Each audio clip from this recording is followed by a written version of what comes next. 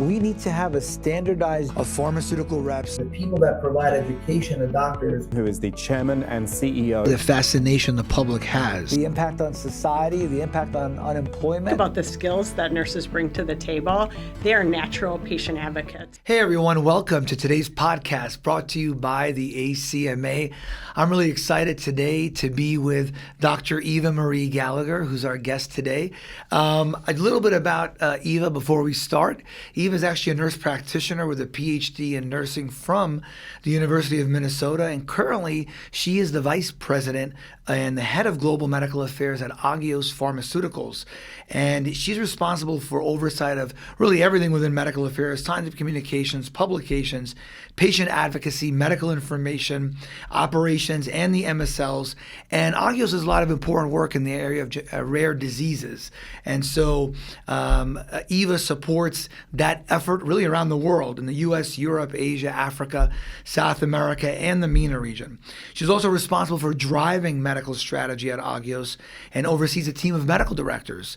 And so really excited to have you today with us, Eva, to talk more about the important work that you're doing at Agios, but also the work that you've done in spearheading really the world of nurses in their passion and transition into the pharmaceutical industry. Really excited to learn more about that. Thank you so much. Thrilled to be here with you. Yeah, absolutely. Pleasure to have you. All right. So one of the things that you may have heard of, especially, during COVID and after COVID, a lot of nurses began to leave kind of the traditional path of nursing, working in hospitals and healthcare systems, and wanted to transition to the pharmaceutical industry.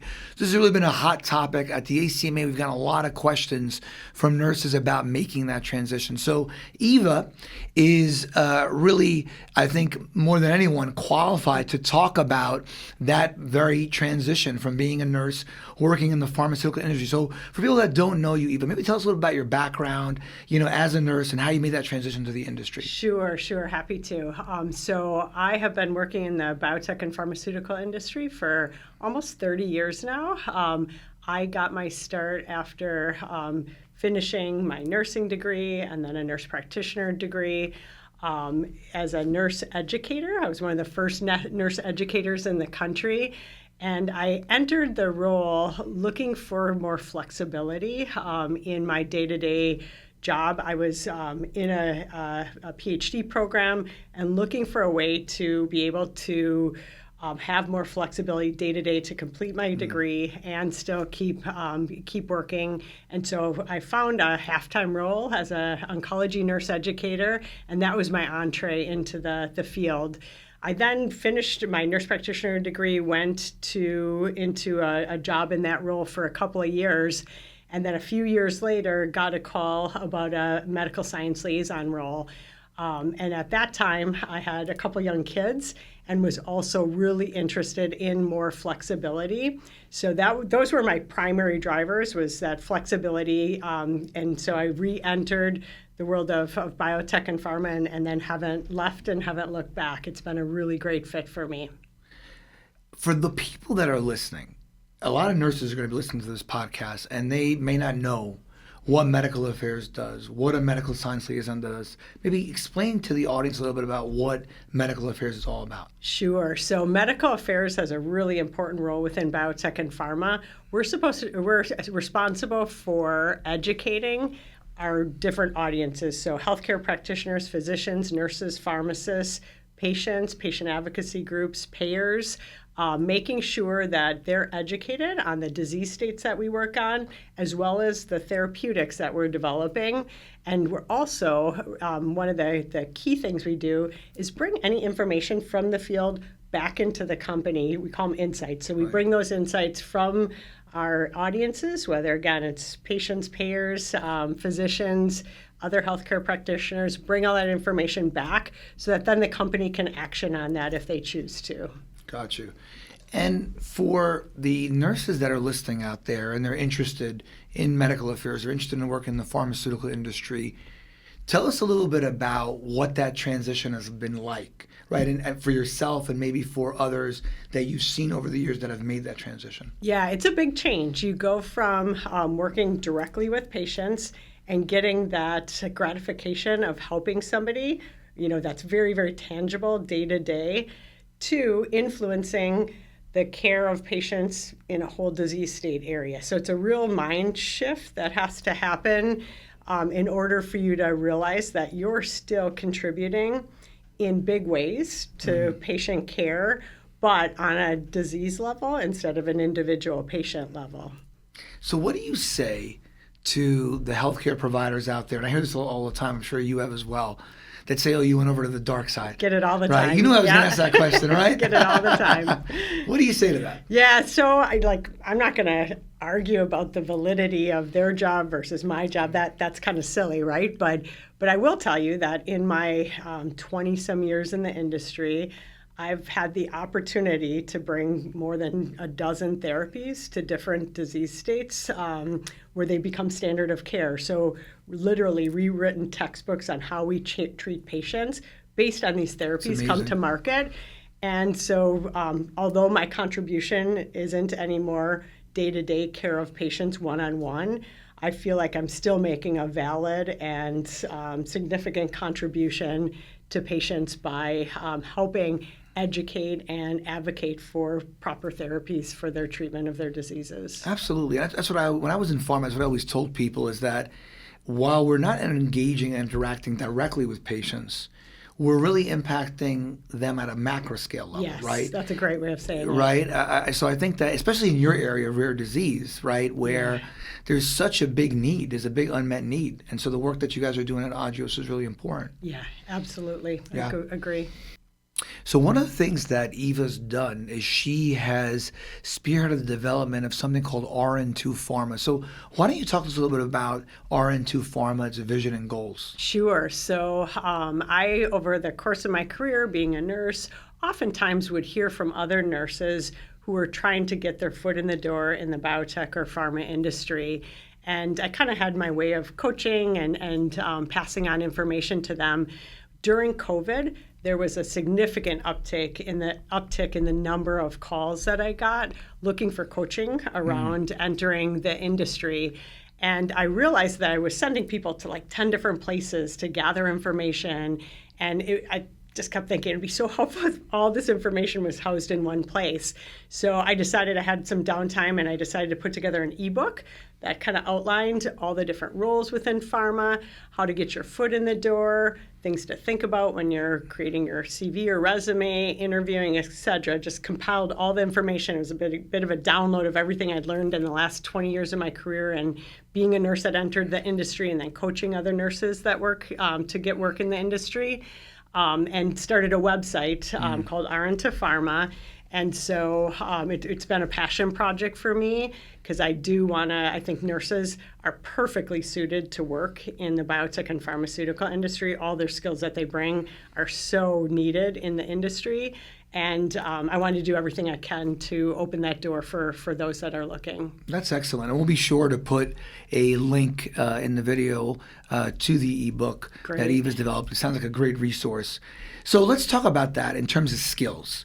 What are some of those transferable skills that nurses have to be successful within medical affairs? And what skills in general do you need to be a really successful MSL or medical affairs professional? So when I think about the skills that nurses bring to the table, they are natural patient advocates.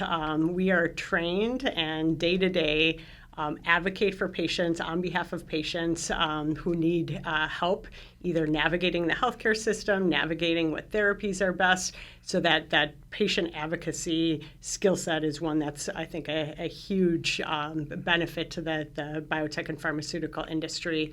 We're natural educators. We're constantly educating patients and families, working with our colleagues that are physicians and other healthcare practitioners.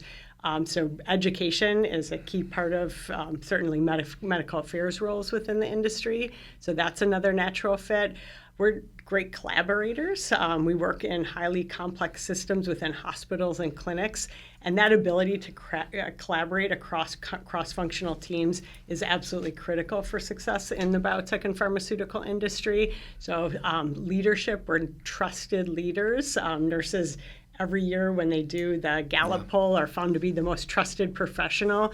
We're trusted colleagues, so that ability to put your faith in the person that you're talking to, and that authenticity lends itself well to nurses being in these roles within biotech and pharma.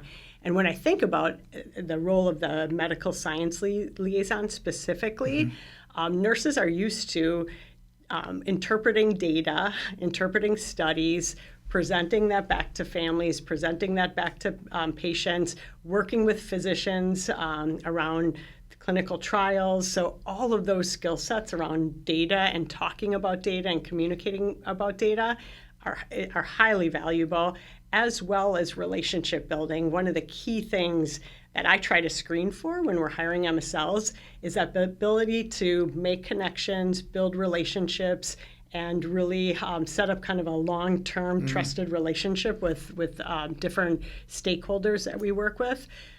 So that nurses are very natural relationship builders in general. Yeah, I mean, I would 100% agree with everything that you said. Now, again, for the nurses listening out there, or for other folks that are interested in working in pharma, you might be thinking, you know what, I'm a pharmacist, I'm a nurse, I'm a PhD, I'm a physician, I want to work in pharma, but I don't want to be a salesperson. And, what's the difference between what an MSL does versus a sales rep? So, again, for the people listening out there, they may not understand, that an MSL is very different than a sales rep. Maybe explain to them what the difference is between an MSL versus a sales rep. Sure. So the way we're incented is very differently. Sales is incented based on number of sales in general. And in medical affairs, we are commissioned to provide fair and balanced information to our audiences. So it's all very scientific driven, all data driven, the information that we're presenting. One of the things that I did early on was to take the Certified Nurse Medical Affairs Professional, that certification, so CNMAP, and that gave me kind of a broad base of the different skill sets that I would need within the biotech and pharma industry, and it gives you a grounding and a baseline of competence across drug development, clinical trials, different areas like medical affairs. So within medical affairs is medical information, medical strategy, the MSL role, lots of different roles, regulatory safety, pharmacovigilance. So all of those areas are defined and explained, and you get kind of a baseline education on all these different roles and areas within the biotech and pharmaceutical industry through that certification. Yeah. And for those of you that are wondering, again, that's the CNMAP program, the Certified Nurse Medical Affairs Professional Program. You actually also get 15 CE credits. So it's a great program for nurses. It's actually the first and only accredited program for nurses who are looking to, build a career in the industry. And it's great because it's online, it's flexible, it's self-paced. You can take it at your convenience. So it's a perfect fit, both for somebody who's exploring different roles and thinking about getting into the industry. It gives you a good comprehensive look at different opportunities across the industry, as well as for nurses who are already working in the industry to really get that solid grounding and base of knowledge and how to think about your role and how it fits in the different areas within the biotech and pharmaceutical industry. Absolutely. So again, we'll put the link in the video below to the CNMAP program for those of you guys that are interested in the program. All right, so we talked about the CNMAP program, again, Certified Nurse Medical Affairs Professional Program. It's an accreditation for nurses. As you guys know, if you followed me on my Instagram, YouTube, or on TikTok, I talk a lot about the importance of accreditation and certification for medical affairs professionals. I'm a big believer that having uniformity and a benchmark of excellence helps to raise the bar for the whole industry. I know you're a big supporter of that. Tell me, why you think it's so important, given the number of years that you have in the industry. Yeah, I think it's important because it gives kind of, again, that baseline knowledge and a competence level for those that are either interviewing for new positions or looking to have growth in their career in general. So having that certification is helpful because it can give you an edge if you're looking for a new opportunity, and it can help you get your foot in the door if this is your first opportunity within the biotech or pharmaceutical industry. What about for people already in the industry? Because actually about 70% of the people that do, for example, the BCMAS program, the Board Certified Medical Affairs Specialist program, they're in industry. Yeah. Why do you think it benefits them so much? Yeah, I mean, I think it can give that kind of that core knowledge across a wide variety of different areas. Again, that certification, I think, is so comprehensive because it covers so many different areas within not only medical affairs, but R&D in general. It also has some information on soft skills, on communication skills, and on other valuable things that when you're working in the industry from a compliance standpoint might be important. It's just a great grounding, I think, for anybody in the industry as well. Absolutely. So AI has transformed a lot of things in many industries, yes, including the pharmaceutical industry.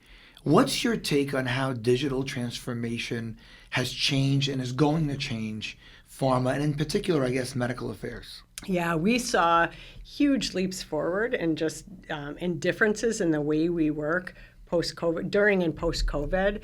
So many more of our interactions are virtual. And meeting our audiences, whether, again, that's a healthcare practitioner, a physician, nurse, pharmacist, kind of where they're at and what's convenient for them is really, really important, especially these days. So we use all kinds of virtual tools and digital tools to help with the education that we're trying to provide on both disease states as well as the therapeutics that we're working on. For instance, we've developed a medical microsite, we call it. It's an area within our own Agios webpage that's owned by medical and has all of the information about our products and education about our therapeutic areas, patient education that physicians can access so that they can provide patients with fast facts about different disease states in different languages. So we've taken kind of everything that we think would be helpful to our audiences, put it in a microsite, and then we're using social media a lot and other digital educational avenues to either provide that education or push people back to the microsite where they can have that information whenever they need it, not necessarily during that educational program, but if they need it after hours or on the weekend, it's all sitting in a microsite that they can access as needed. And is this microsite like the interface kind of like a chat GPT where you can ask questions? Is that how it works? It is not. That would be a great next step, but it's static for now. But it is like a layered pages where, depending on their need, they can navigate through and access information on different topics based on what they're looking for. Very interesting. One of the things that we've done at the ACMA is develop a medical affairs AI agent. So the interface is similar to ChatGPT. Oh, that's great. Yeah, it's pretty cool where you go in and you can ask any question on MSL medical affairs stuff, but also on your particular therapeutic area or product. Oh, that's fantastic. So I've got a lot of companies that are really interested in that. So we also have been, and we've taken kind of a ChatGPT-like product and made it secure for our organization. And so we're just rolling that out organization-wide. And I think that tool will be very, very helpful for instance, if you have a long meeting report, but you want just an executive summary of it, or maybe using it for a trial, you can upload documents into it in a smart way. Always has to be double checked, of course, to make sure it's factually correct. But I think it's going to be a time saver for us as an organization. We had ChatGPT that we could use before, but it's not secure. It's not secure. So having a secure way of doing that is going to be really, really great. Yeah. You have to build something. I mean, that's what we did. We built something proprietary, secure. Because with the ChatGPT, there's a lot of hallucinations. Yes. So getting an interview for a medical science liaison position, for a pharma position, it's not easy. I think the average number of applicants for one medical science liaison role is over 200. And we were talking earlier today that for a position that you have open, there were 600 applicants. That's crazy. So people listening out there, it could be discouraging and scary. Like, how do I get, how do I stand out from the crowd? Yeah. Tell us about your first interview, how you broke in, and again, what advice you would give to others. Yeah, thanks. So I interviewed for my first role many, many, many years ago. And I was lucky enough to see a job posting on the Oncology Nursing Society's website. It was for a half-time nurse educator position. It looked like I had the skill sets. I applied and fairly easily got the role. But times have changed in terms of getting your foot in the door. It's become much, much more competitive and much harder, which is why I am so passionate about helping nurses figure out exactly how they can use their skill sets and interview successfully and then get that first role, because it has become so much more difficult and challenging and competitive. So when I'm coaching nurses about kind of first steps, one is looking at their resume and CV and seeing how they're presenting themselves, not only to HR, but to the hiring manager, because you have to get by HR to get that resume in the hands of the hiring manager. And what they're going to be looking for is that skill set transfer. What does that person have, even if they don't have experience in this exact role? What skill sets do they bring to the table that directly transfer and can be useful in this role?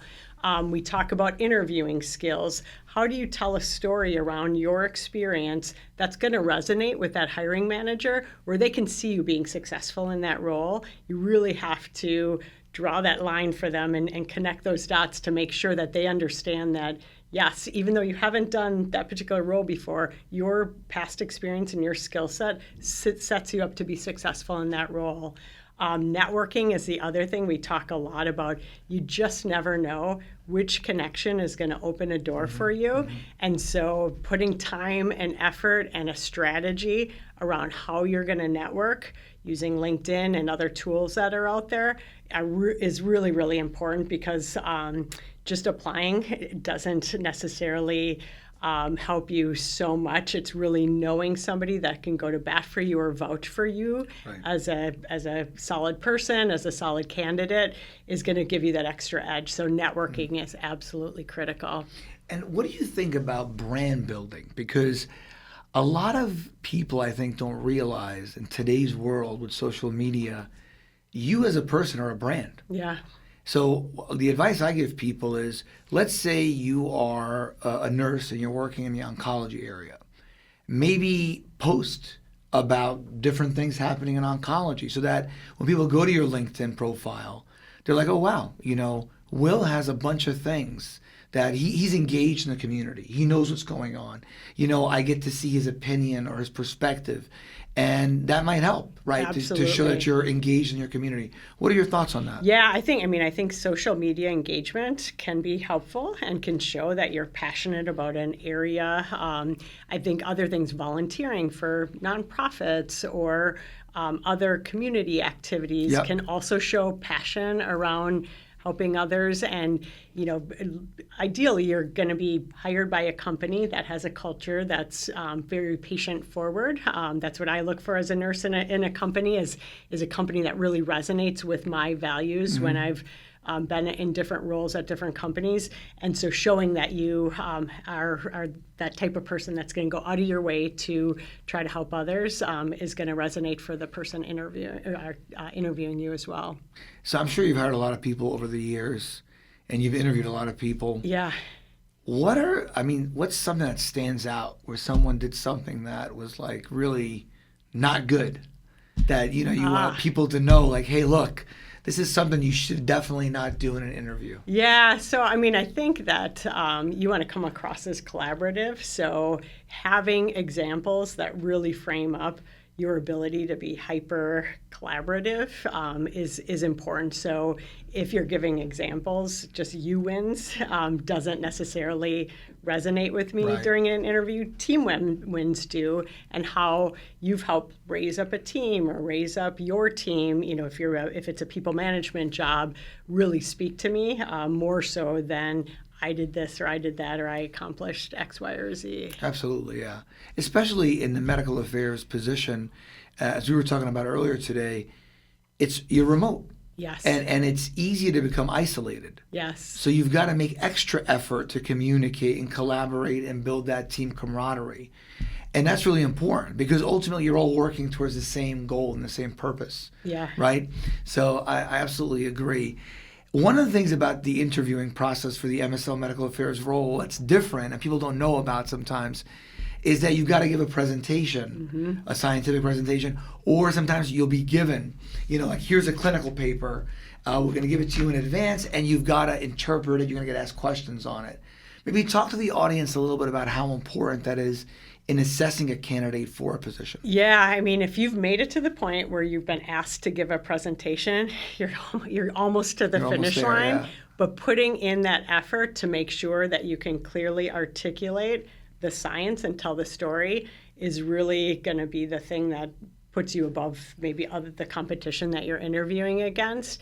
So practicing, being very clear about how you're interpreting, say, a Kaplan-Meier curve or whatever the data is that you're presenting, doing it in front of somebody else, a friend, a family member, and having that chance to articulate it out loud. And even if they're not in the science field, ask them if they understand what you're presenting and make sure that you're being clear about the way that you're presenting data can be extremely helpful. And practice is the only thing that makes us better and more comfortable at doing that. Absolutely. I always tell people, when you're giving a presentation, practice out loud beforehand. Yes. And I think what people don't realize who want to get into the MSL or medical affairs space, you've got to be very good scientific storytellers. Yes. Because that's what really medical affairs is doing. It's telling a story with the science. Yep. As you mentioned, it's objective, it's data-driven. We're not selling, but you've got to have a coherent kind of story that you're telling to the community. And by the way, that community isn't just the healthcare providers. As Eva will attest to, today in medical affairs, we work with many different types of stakeholders. Yes. And maybe talk a little bit about that for the folks that don't know. Who are the other types of stakeholders that you meet with? Yeah, so it might be a little bit unique at Agios, but we do have patient advocacy reports in through medical affairs. At some companies that function, reports into other areas like corporate communications or commercial. It's really nice to have that relationship and that synergy, having that group in medical affairs, because, as you mentioned, patients and patient advocacy groups are our audiences as well. So making sure that the way that we're talking about science is cohesive across all those audiences is really important so that things aren't misinterpreted or misunderstood. Yeah, absolutely. What advice would you give to the nurses listening out there? You know, they want to break into the industry. They want to make the transition within the pharma space, whether it's medical affairs, sales, managed care, market access. What would you tell them? Yeah, I think of three different buckets. One is do your homework right now, and if you're thinking about a role, and think about broadly about all the different options that are out there. Because just because I started as a nurse educator or a medical science liaison, there are so many different opportunities that nurses' skill sets would be valuable in within the biotech and pharmaceutical industry. So spend some time. Most of the titles don't have the word nurse in it. So again, that ebook kind of outlines all the different roles, but you have to spend a little bit of time figuring out what the different departments are or functions are and what are the roles within those departments to see what really is your area of passion and where you'd want to work in going forward. And then definitely be persistent, because I think as I've been working with nurses and coaching them over the last few years, because it's gotten more competitive, you're going to get a lot of no's. It's just part of getting your first job is probably getting some no's up front. Don't get at all discouraged, because one door closes, the next door is about to open for you. So stay persistent. Even if you get a no from a job, follow up with that manager after and see if there was something different you could have done during the interview process. It'll set you up better. If they have another role, they might think of you down the line then.